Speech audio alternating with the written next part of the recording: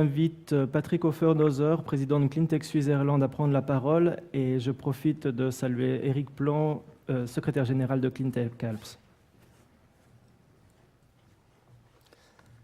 Messieurs, mesdames les directeurs, messieurs, mesdames les représentants de la presse, je suis honoré en tant que président de Cleantech Switzerland d'être ici aujourd'hui. Cleantech Switzerland a été mis sur pied à la demande de la Confédération dans le cadre des mesures de stabilisation. Nous sommes formés en association des associations regroupant les industriels à associations industrielles comme Swissmem, Swiss Textile, Swoot, Obu, etc. Notre branche en Suisse romande, c'est Cleantech Alps. Je suis content d'avoir une association bien ancrée en Suisse romande qui fait le lien avec Cleantech Switzerland. Notre but, c'est d'augmenter l'export de l'industrie Cleantech suisse, des PME, de mettre en lien le savoir-faire, les technologies qui sont ici en Suisse avec des demandes, des besoins dans le marché international. Je suis beaucoup en route et je peux vous dire, il y a des besoins. Comme fondateur moi-même d'une entreprise dans le photovoltaïque 3S, il y a un peu plus de 10 ans, j'ai réfléchi quels sont les parallèles. Nous avions une technologie, nous avions du lien avec la recherche, et puis il y avait un marché. Ce que nous n'avions pas, c'était les finances, l'investissement, parce que nous étions start-up. Mais nous avions un marché en Suisse où nous pouvions montrer des références. Et ça, c'était primordial, que nous pouvons montrer ce que nous avions fait, que ça marche. Ça ne marche pas seulement à une petite échelle, mais aussi à une grande échelle. Et c'est pour ça que je peux vous dire, vous pouvez être fiers de ce projet. Et puis l'aéroport de Genève, oui, vous pouvez dire que c'est un record. Et si je suis en Inde, prochainement, je vais dire que c'est un record.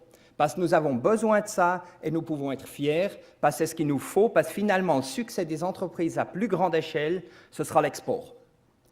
Et puis pour ça, nous pouvons bien profiter de ces atouts que moi j'ai profité. J'avais la recherche, les références, un marché. C'est pour ça que je vois bien des parallèles avec SRB, qui est un produit innovateur au bon moment, où il y a des demandes, car les points clés seront l'énergie, l'eau, les déchets. Et dans ces domaines, la Suisse est bien là en exemple. Et aussi Genève, si je pense que ce que vous avez à Genève, avec par exemple prendre des petits points comme l'éclairage de la rade qui a été changé, où vous avez reçu le Watt d'or, les SIG l'année passée, ce sont, ou bien l'aéroport de Genève, qui sont des systèmes. Et puis les systèmes, ça c'est un savoir-faire que nous avons ici, et c'est là ma motivation aussi de m'engager comme président Cleantech Switzerland, et puis prendre le savoir-faire, les produits de ces petites entreprises qui sont en train de grandir. Et là, je remercie surtout aussi le groupe Segura pour le courage qu'ils ont pris d'investir, de prendre le risque. Et puis je leur souhaite beaucoup de chance, qu'avec ce risque, je vois il y a des bons produits, et puis je vais vous aider aussi à l'entreprise à pouvoir porter vos produits à l'export. Et puis ça, c'est un point que je crois qui est important, qu'il faut qu'on réfléchisse aussi en Suisse. Je vois beaucoup d'entreprises, je vois beaucoup de bons produits, je vois beaucoup d'innovations. Nous sommes les meilleurs dans l'innovation, mais il faut donner aussi la possibilité, former des entrepreneurs, leur donner la possibilité à l'entrepreneuriat et puis voir quelles sont les possibilités dans le financement. Car le prochain sujet sera bien entendu l'export, financement, risque à l'export, export, financement de l'export. Ben ça, c'est un point fort, on est aussi. Mais en résumé, je suis honoré, je suis content d'être là, je vous félicite, tout le monde.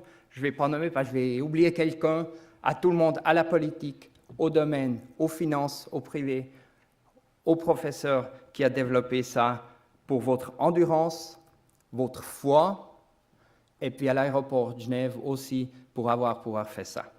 Je vous remercie et puis je me réjouis avec l'inauguration qu'on pourra prendre un projet qu'on peut porter dans le monde par nos associations, par le groupe, par l'officialité suisse, pour nos ambassades. Ils cherchent des projets.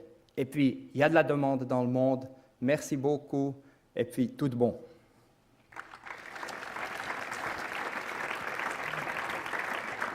Merci beaucoup, Patrick. Avant de donner la parole aux journalistes et de vous inviter à un cocktail, nous allons vous diffuser un film réalisé par Bertrand et Guillaume pour vous présenter le projet de l'aéroport.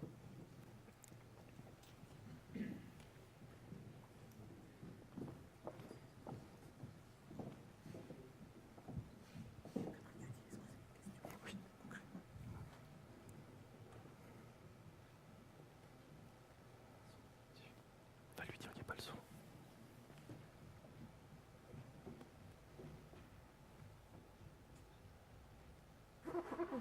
Ouais, c'est parti. Il manque le son.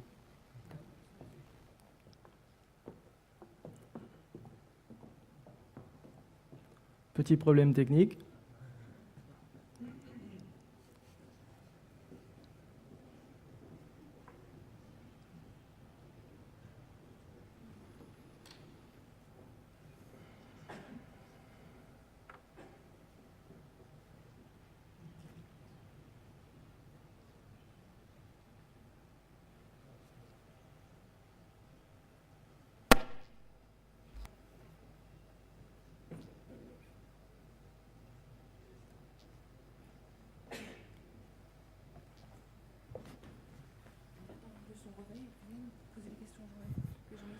En attendant qu'on retrouve le son, est-ce que vous avez des questions? On va inverser un petit peu les micros. Les micros, s'il vous plaît.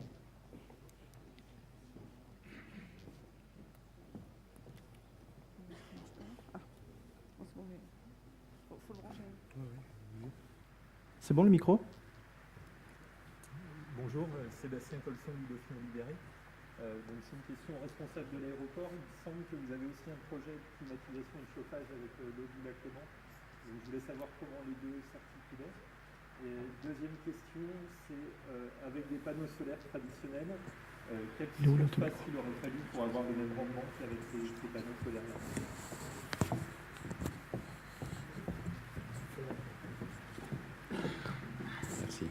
Bonjour, concernant le projet d'eau du lac, oui, on est intéressé d'avoir l'eau du lac comme pour avoir un parallèle avec le projet Genève-Lac-Nation. Là, on aura un projet Genève-Lac zone aéroportuaire.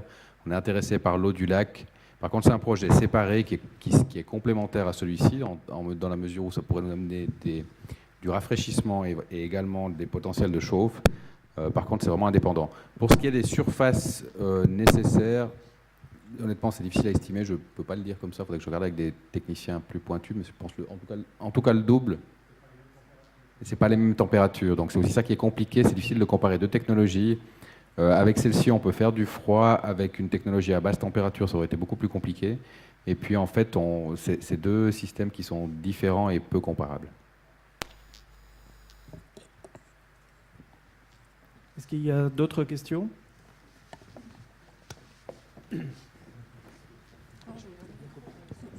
Oui, Sylvie Tamborini pour l'agence de presse ATS. Je voulais savoir quel était le montant de l'investissement consenti par l'AIG pour ces panneaux solaires.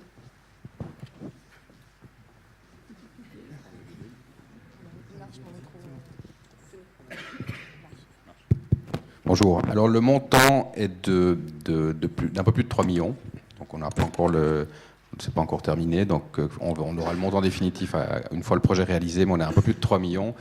On pense couvrir un bon million avec des subventions cantonales et ou fédérales, et puis aussi des partenariats avec des entreprises privées. Est-ce qu'il y a d'autres questions?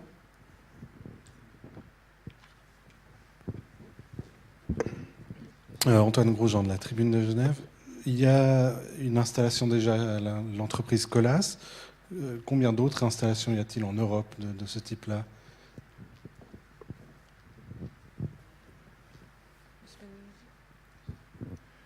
Oui, il n'y a pas beaucoup d'installations en Europe. Il y en a 4 ou 5, mais on a bon espoir que pendant 2012, rien qu'en Suisse, on en ait encore 5 ou 6.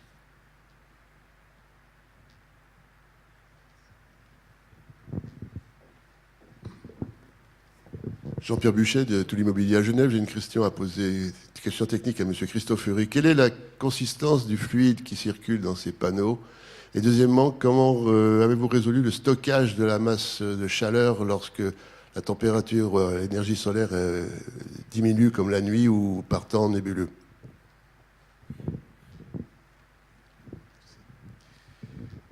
Donc, dans cette application de l'aéroport, on utilise de l'huile comme fluide caloporteur. Pour des températures plus basses, on peut utiliser de l'eau qui est plus simple à utiliser que l'huile. Et le stockage, en fait, on n'a pas du stockage jour et nuit. On a un volume tampon qui sert principalement pour compenser les fluctuations de soleil pendant la journée et donner un tout petit peu de continuité quand le soleil se couche.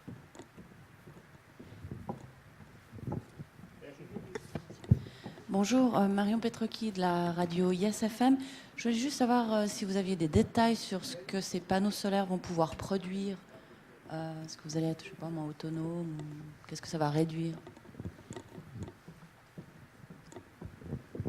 L'ordre de grandeur, c'est de 600 MWh entre la production de froid et de chaud.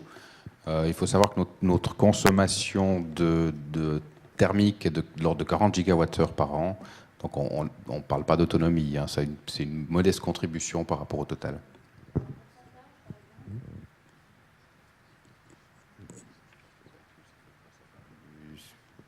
Ça fait entre 1 et 2%. Sachant qu'on est des gros consommateurs, hein, vu la taille.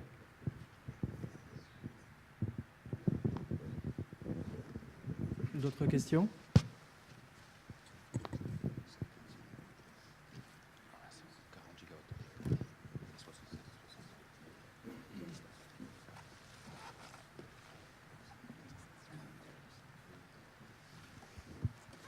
Oui, bonjour, Marc Maranzana, directeur des investissements Colas.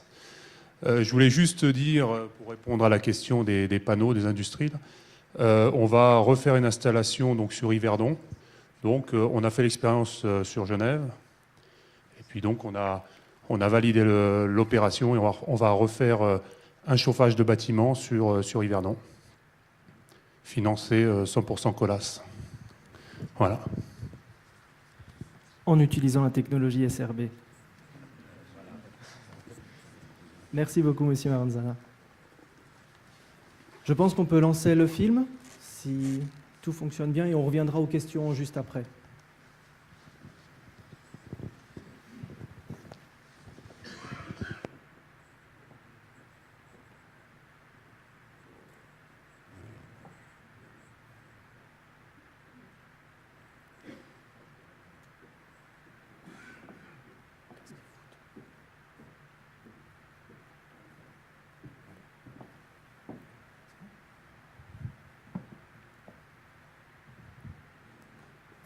C'est un très beau film, vous verrez.